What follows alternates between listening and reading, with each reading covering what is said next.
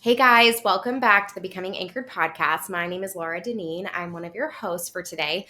Lauren Jackson is not with us, but we do have a lovely guest, and I'm so excited for you all to meet her and hear from her and learn from her. So if you are new to this platform, welcome, welcome. Lauren had the idea of starting this show almost 2 years ago now, and we've just so loved sharing some of our life experiences and some of our wisdom that we've gleaned over the years as therapists. We are really about two things on this show. So first and foremost, we share our real lived experiences. And so Lauren and I have both been through hard times. We share a little bit about our own mental health journeys and stories on the show with you all. And then we also have the amazing gift of sitting with clients on a daily basis, and we really cherish that work. It's really hard to describe how meaningful our job as therapists really are, and we're just so grateful to be able to sit with people as they navigate through their pain and as they access hope and healing. If you are looking for therapy in the state of Tennessee, we would love for you to reach out to us at Anchored, and Kayla can definitely share more about her practice as well if you're interested in working with her. So yeah, definitely reach out. And if you're not local to us, we encourage you to find someone local to you.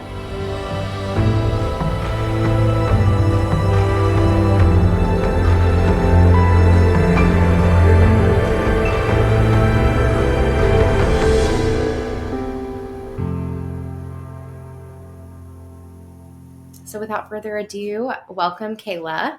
Hi, yes. So glad to be here. So eager to talk more. And there's a chance that you'll hear a toddler voice in the background, but we should be good. Awesome. Yeah, Kayla and I actually just met a few minutes ago, and we were sharing just about life as a mom and having toddlers at home and all that entails. So, Kayla is an expert therapist, and one of her specialties is working with couples and in relationships. And we actually got a specific request a while ago now. We did a poll on Instagram, and someone asked about us doing a show on dating and the complexities of dating. And so I thought today it might be really wonderful to have Kayla speak to that specifically from an attachment lens. And so she is actually going to share more information on attachment science, specifically in the context of dating.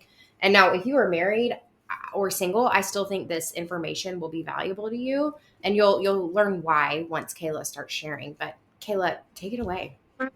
Yeah. Thank you again. So grateful to be here. And I remember when I first learned about attachment styles and attachment science, feeling just so empowered by it. I think there's something that's so helpful about like knowing ourselves and how we show up in relationships. And so I think, my elevator speech when it comes to attachment science is just it's this belief that we are all wired for connection, that we're not as humans not meant to be living in isolation, and that a lot of our behaviors and thoughts and emotions are driven by this desire to belong. And so attachment, first of all, just gives us that permission slip to say, okay, I'm not crazy for wanting to um, find a relationship with someone and be known and belong. And yeah, we can get into a little bit more about the different types of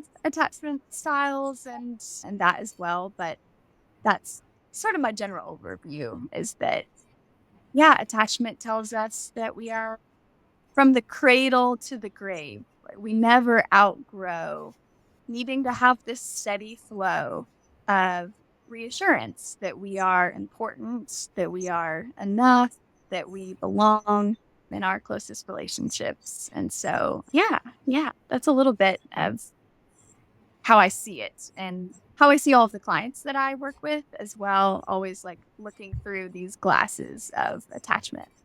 Yeah. Yeah, I love it so much. We were never meant to do life alone. Mhm. And yet, I think that a lot of individuals would say that they experience loneliness Uh-huh. or maybe have difficulty connecting with others. And so I think this information and what you are, sharing about attachment can be really empowering.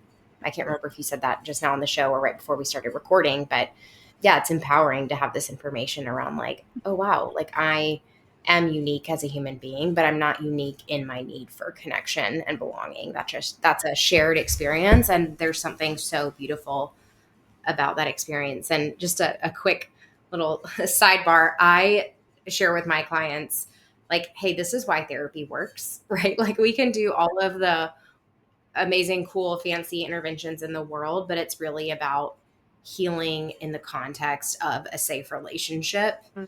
And of course, there's certain trainings and licenses and skills that benefit us as therapists, and there's training and schooling and all the things we do. But at the end of the day, when you strip all of that away, it really is about the relationship, and it's about having secure attachment with another individual. Right. But yeah, let's back up a little bit. I would love to hear from you what your explanation is for the different attachment styles. Sure, sure.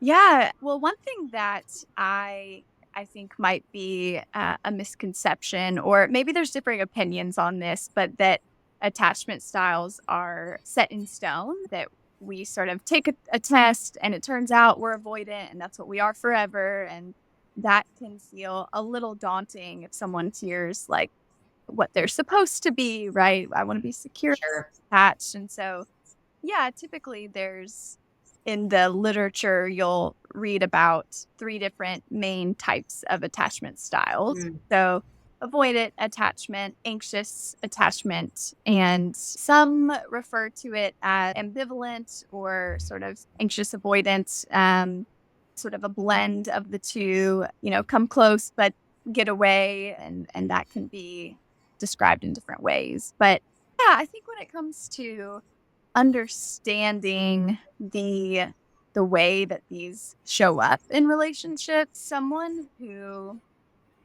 is would that be helpful to kind of talk through yeah, absolutely. Yeah. what that looks like? Yeah, I think it's typical. So, well, let me back up. Let me go back to what I was saying about the misconception around that we are a certain style and we stay that way forever. I like to think of it as more of a sliding scale that, we're always working towards stability and a sense of like equilibrium, but that when we register a look on someone's face or a tone in their voice, we pop out of that grounded and secure place, and we tend to go down, the scale towards an avoidant or an anxious protective strategy. And so I think with that, it's not about, becoming securely attached and that you just stay there all the time, but that secure attachment is, yeah, it's hallmarked by this ability to rupture and repair, to say the wrong thing with someone that matters to you or make a mistake. And even when we have these anxious and avoidant tendencies, to know that we have this ability to come back and feel seen and safe with each other. So, anyway, yeah, I think that's a misconception or something that I try to tell a lot of Mm, clients that if they take an attachment quiz and oh no, it says I'm avoidant. Yeah, nobody is secure all of the time. That would be sort of impossible, I think. yeah. Well, there's so much like permission and grace here in what you're sharing, right? Yeah, And right, I think it's such a human thing to be like, oh my gosh, this is just like who I am. And this is a forever thing, right? Like some of those fears that we have, or maybe I think we could even describe it as like a cognitive distortion in the therapeutic space, right? It's like right. faulty thinking or that's rooted in fear. But yeah, I'm curious, like, so, okay, we've got anxious, we've got avoidant, we've got more of that like kind of back and forth or in between. I've also heard it described as disorganized. I don't know what your thoughts or feelings are on that terminology. I think sometimes that can be almost like a little bit shame ridden, Sure. or clients can experience it that way.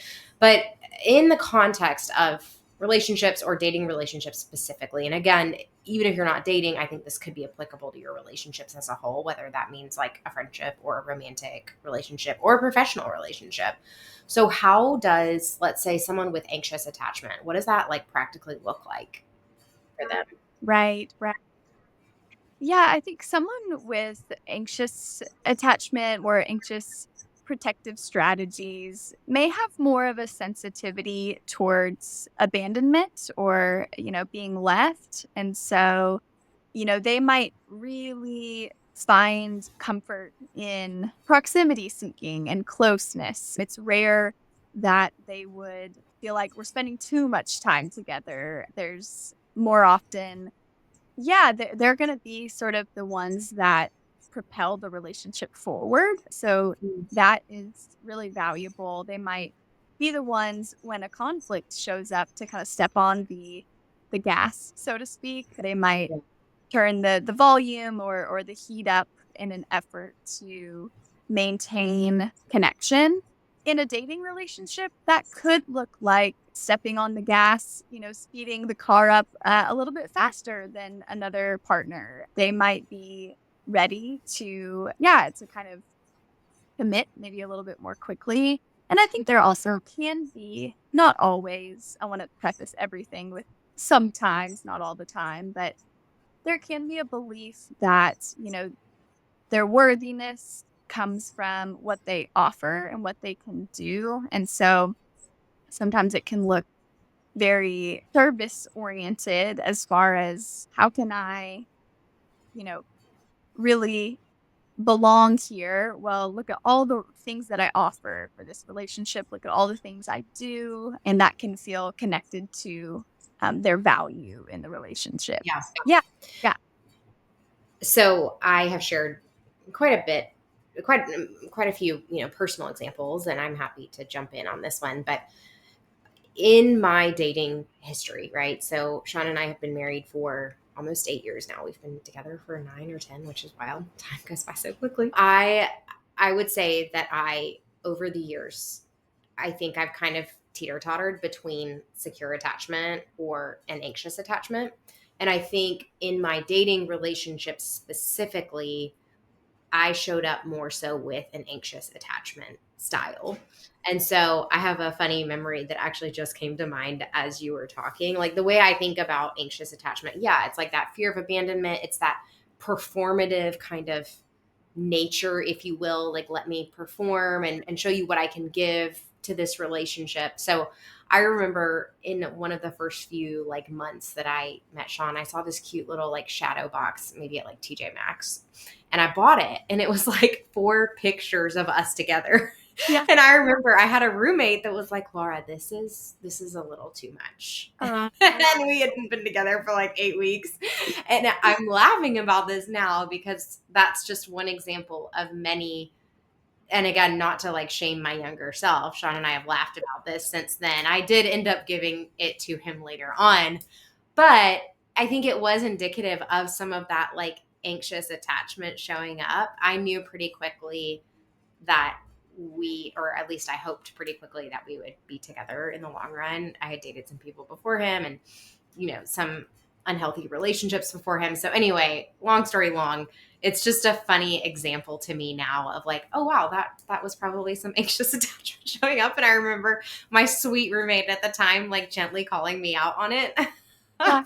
Right. it's so funny to me now. Yeah. Yeah. Yeah. It's like, hey, look how good we look together. No, truly, truly. She's like, Laura, this is a little Yeah. much. And we can have like humor and laugh about it now. But Yeah. yeah, I mean, that might be, if that's your story, there's certainly no shame in that. And that's just one example of many that maybe where my attachment style was showing up Mm. Yeah. in an anxious way. Yeah. Right. Right. Right. Yeah. It can show up in so many different ways. And really, it's not problematic, right?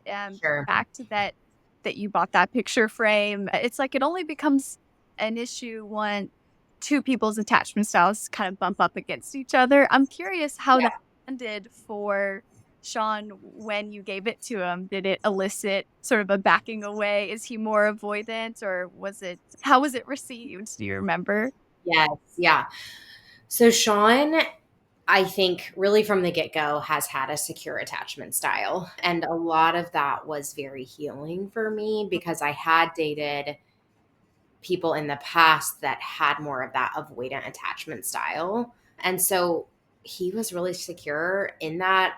Other examples of me like just sharing how I was feeling and him responding to that in like a really appropriate, healthy way early on, I think was probably more of my anxious attachment showing up. But there was always a security there or a groundedness, Mhm. if you will, in his response, and I never remember like specific examples of him backing away. Yeah. Um, he would always remind me of like how much he cared about me and what he was thinking about the future. And there was just like a steadiness there Yeah. and an ease there to our relationship that was definitely different than prior relationships for me. And so looking back on that, even, as you asked me that, I'm like so grateful that I've Right.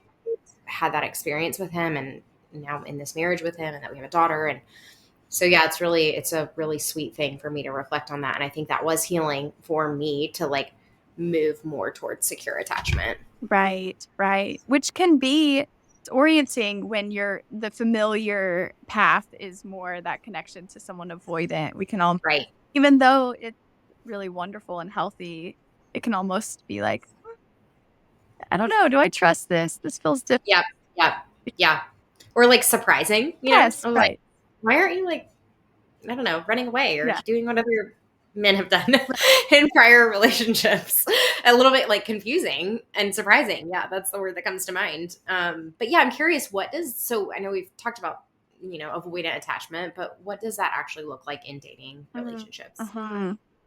Yeah, I think about for all of the clients, it's interesting. I can just see flashes of faces, of clients that I've worked with who maybe identify more with that avoidant attachment style. And I think a lot of times for someone who's more avoidant, being in a dating relationship can almost threaten their sense of self in terms of, am I going to have to disappear in order to be in this relationship? It's like, I don't want to get too close because maybe I'll be swallowed up and kind of not still be able to be my own person.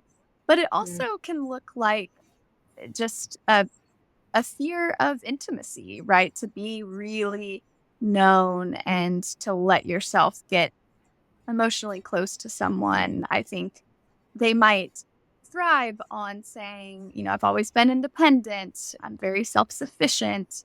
And I think, I'm not sure what the statistics say about male, female. I know that in the past, a lot of times men more often identified with avoidant attachment styles, but I believe I heard that that's shifted, that that's changing, but I can't recall the specific number. yeah. Uh, Yeah.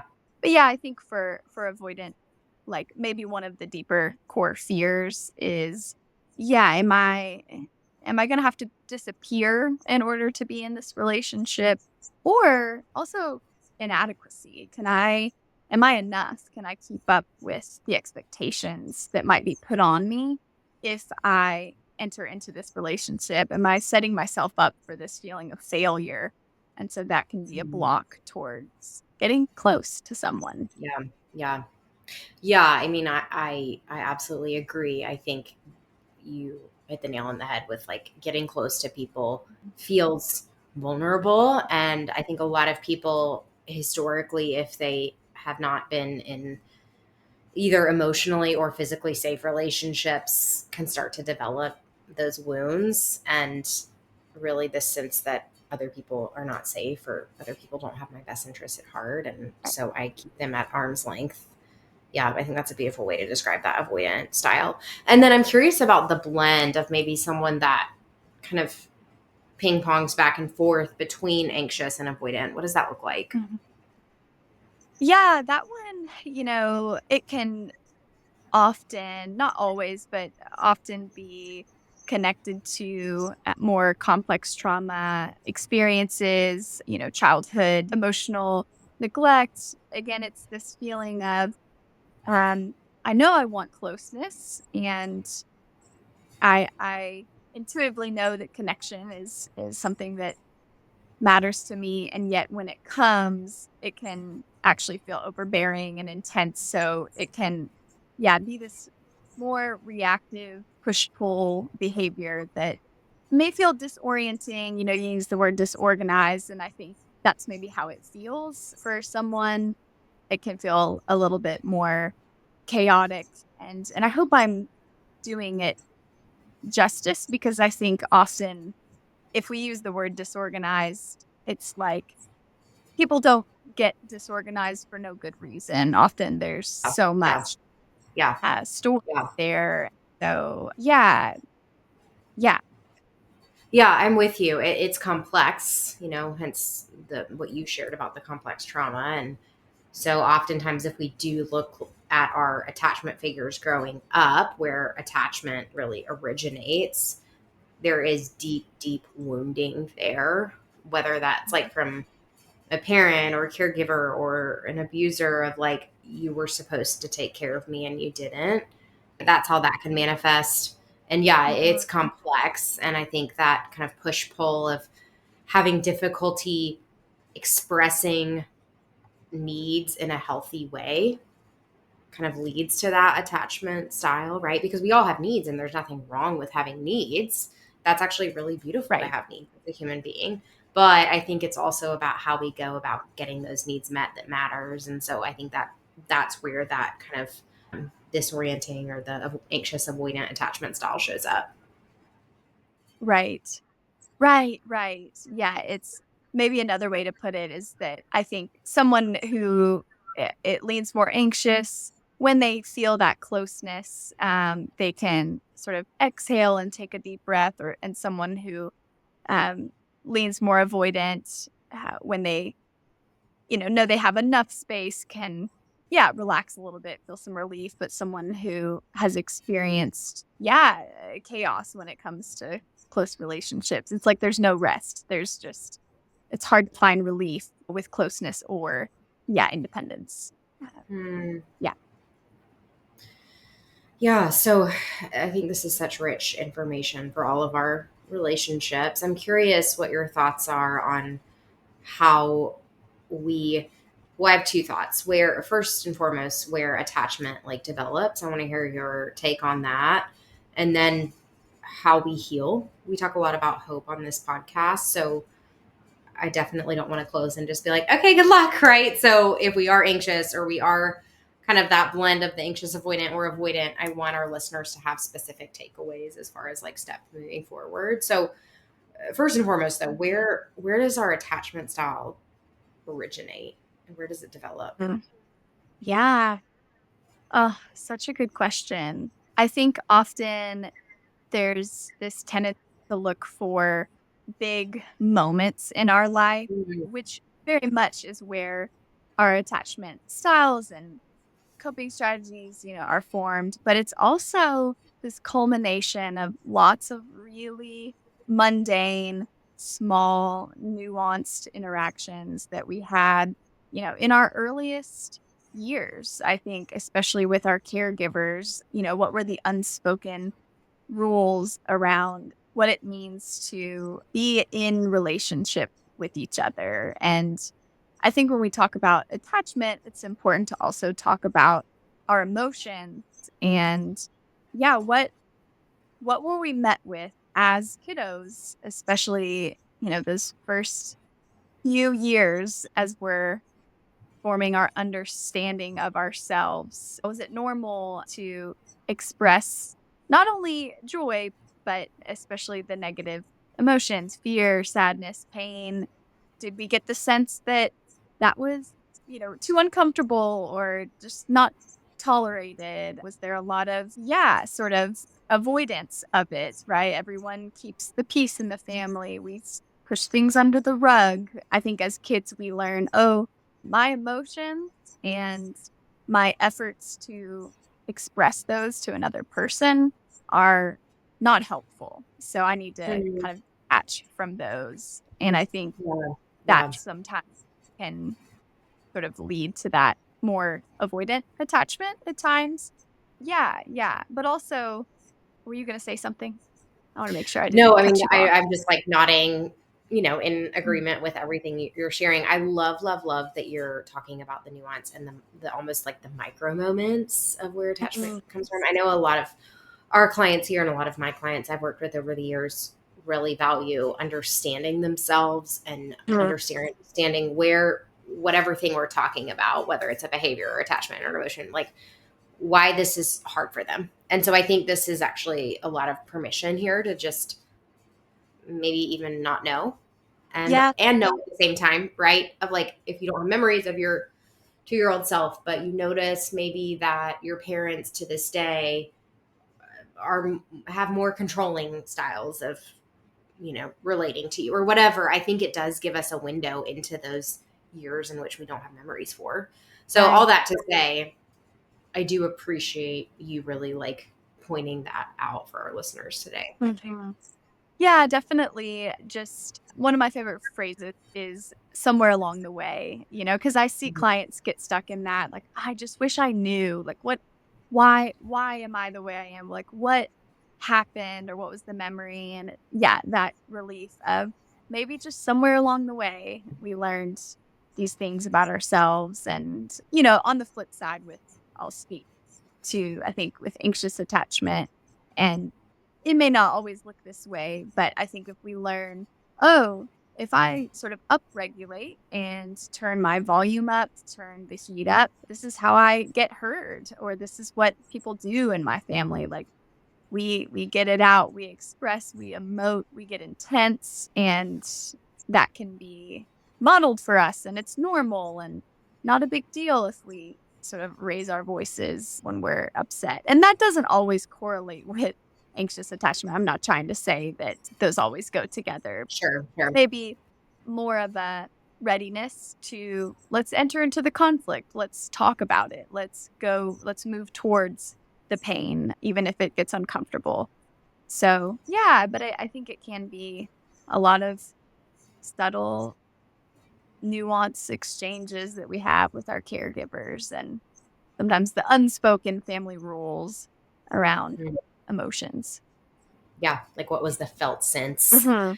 Beautiful question to ask clients. Even and I talk to clients a lot about that, the unspoken family rules. Right. Yeah. Growing up, what do you want to take with you? What do you want to leave behind? Yeah, Mhm. because just rich information and rich work for clients to do. So where do you recommend, if someone is listening today and they've identified, okay, I think I might be more anxiously attached, or I might be more avoidantly attached, or maybe I'm a blend of the two. What is your first recommendation when working with a client? Where do our listeners go from here?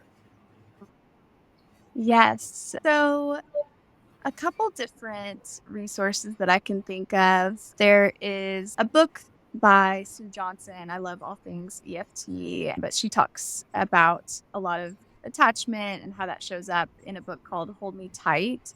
She also has another book.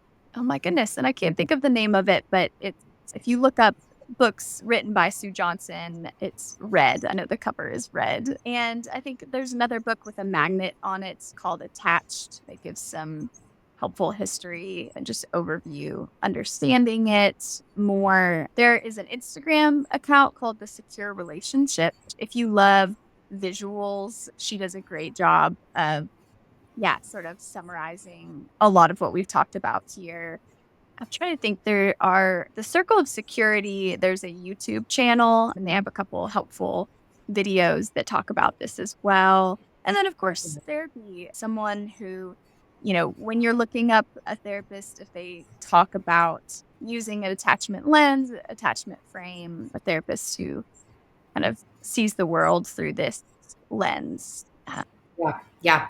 So I'm an LPC, and the longer that I practice, the more I practice through this lens. Mm. I just think it's so important. I actually do ongoing supervision with an LMFT, so licensed marriage and family therapist, and she definitely has helped grow my attachment theory use Mhm. in real time practice. And I'm super grateful for that. So I use a lot of attachment theory. We do a lot of like consultation with my team on attachment theory. And so I just think it's such valuable work and such rich, life changing work for us to start to notice our relational patterns. Mm.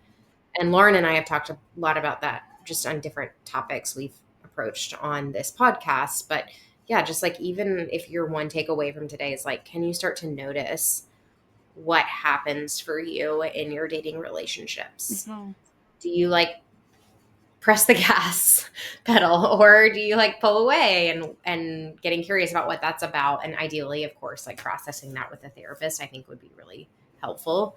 But yeah, just starting to notice my relational patterns and really getting curious about, why those are there. Why might why might I respond that way when I'm dating someone? Yeah, right. And how do they respond too, right? Because that gives us information about the other person Yeah, as well. right, exactly. Yeah, yeah, sort of this question of, okay, how does this behavior help me? But then also, how might it get in my way? And yeah, trying not to be too hard on ourselves for the way we show up, especially when it comes to dating. Yeah, yeah, Yeah, and dating, I'll just say this too, like beyond even like attachment, right? Like, and I think you could see this through the attachment lens, but it's like, it's kind of risky, right? Because you are putting yourself out there, and trust, in my opinion, is earned and built over time. And yeah, dating can also be really like joyful and fun and can ignite like passion. And it can, yeah, it can be so life giving, but it's also risky, it's uncertain. And so I think with all of that, when we're looking in the context of dating through an attachment lens, it makes sense that it would like perhaps trigger some of our clients or be really activating or cause them to kind of use these same unhelpful, or maybe you could argue like unhealthy way of relating to other people, because it is scary. right, And human beings mess up and we are messy and imperfect in our relationships especially. And so I think dating is like kind of a trial, or it's like a test period, but it's also like, I don't know, it's scary. right. Oh, yes, I couldn't agree more. I think that would be a takeaway or a hope that I would have for anyone listening in, that they can sort of see the legitimacy of the risk that they're taking, every time they put themselves out there. I mean, I think, yeah, to let ourselves get close to someone, to take the risk, to go on that date, to be curious, to show who we are. It's so vulnerable. So It vulnerable. deserves, I think that's where a therapist can be helpful, to like remind you of that over and over again and kind of be clapping in your corner of, look what you're doing. This is so vulnerable. It really touches the core fear that we all have, which I think can be helpful too, to remember Yeah. the Yeah. other person you're going on the date with also shares that human fear of rejection, abandonment, that we all want to belong. And, but yes, I love, such a good point. It's so vulnerable. It really, It is. It is.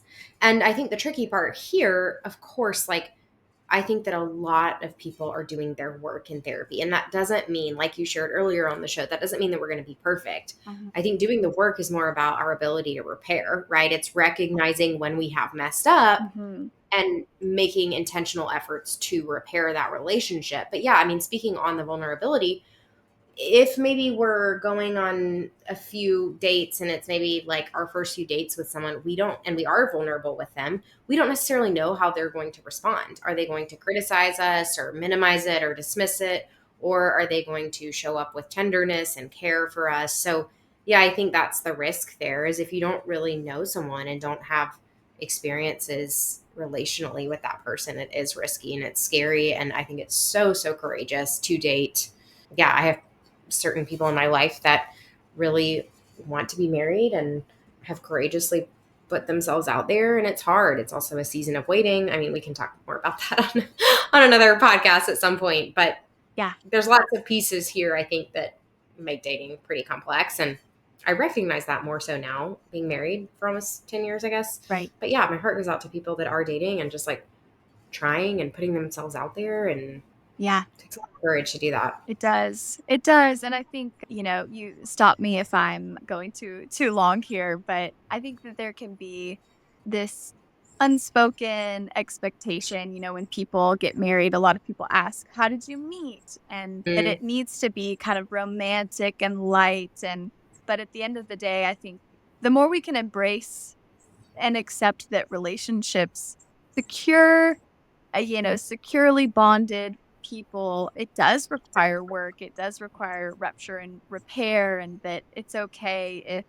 dating feels like work in a way. Not that, like you said, it also involves the excitement and the fun, but I think in a way it's sort of a foreshadowing of what intimate relationships sort of require. And so that's why I love recommending pre engagement therapy, yeah, yeah. because there's sort of more willingness to really ask some hard questions, Hmm. and just say, okay, what happens when we have to do work on us? Because it's just inevitable to, and it's not bad. It's not bad that a relationship feels like work. It's normal. Yeah. Yeah. Yeah. Yeah. Thanks for normalizing that for us. And an affirmation, Kayla, would you like to provide one or both of those Mm, pieces today? yes.